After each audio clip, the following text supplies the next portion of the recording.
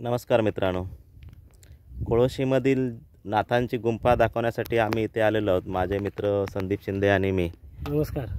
तर त्या गुंफेच्या वरच्या भागावर आता आम्ही आहोत, टॉपला, आणि इथून एक भगदाड पडलेलं तुम्हाला दिसत असेल आणि खाली गुंफेला खालून गुंफा ओपन आहे, तिथे आम्ही चाललो आहोत आता। आणि संदीप दादा, तुम्ही या गुंफेबद्दल काय थोडक्यात सांगू शकता? थोडक्यात म्हणजे ही नाथांची गुंफा आम्हाला बरेच दिवस ती माहीत नव्हती, पण इथे नारायण आश्रम म्हणून संस्था होती, त्यांनी येऊन म्हणाले की आपण त्याचं संशोधन किंवा जाऊया, तिथे बघूया।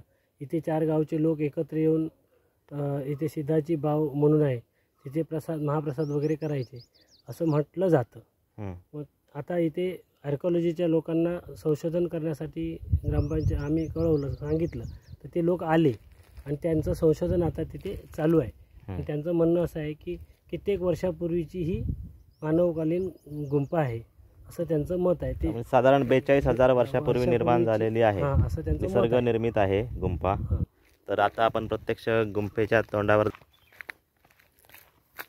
हा गुंफेच्या आजूबाजूचा परिसर भौगोलिकदृष्ट्या अतिशय महत्त्वाचा, आजूबाजूवर 30 किलोमीटरचा परिसर दिसतो आणि इथे खाली ही गुंफा आहे। संदीप शिंदे आणि मी गुंफेच्या दिशेने चाललो आहोत। तर मित्रांनो, थोडं खाली उतरलो आहोत आता आम्ही। गाव खूप खालच्या बाजूला आहे, आम्ही टॉपला आहोत।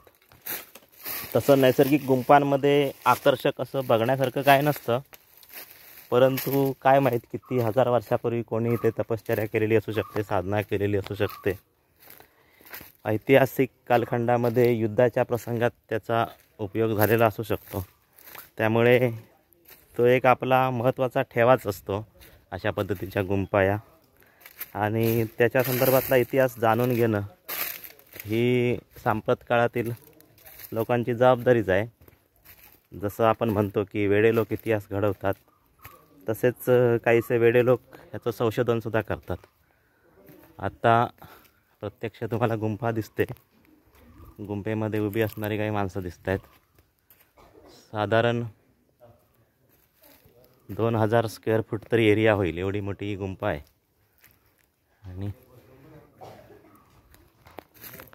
आता एक संशोधनात्मक महत्त्वाचं काम चालू आहे इथे। पुढच्या काळात ज्यांना कोणाला संशोधन करायचं आहे त्यांच्यासाठी इथे काही गोष्टी आता करून ठेवायच्या आहेत। तर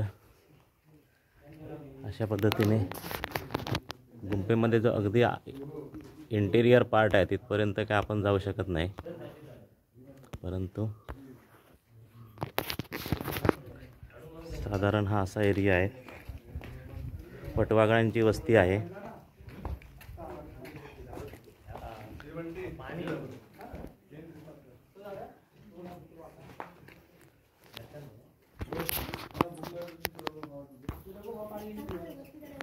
अशा पद्धतीने हे वटवागळा आहेत। हे माझे मित्र संदीप शिंदे, हे गावकरी मंडळी। नमस्कार। त्यांच्या मदतीने आम्ही इथे पोचलेलो आहोत। हे वरून जे भगदाड पडलेलं आहे, जिथे पहिला मी तुम्हाला दाखवलं, पाण्याच्या प्रेशरने दगड कोसळलेला आहे। आणि ती आर्किओलॉजिकल सर्वे किंवा अभ्यास करणारी मंडळी, त्यांचं कार्य चालू आहे।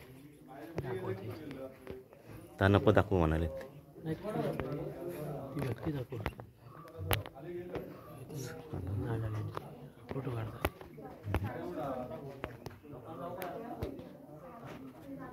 पुढे जाऊ ना, थोडं स्पष्ट आहे, काहीतरी हालचाल चालू आहे.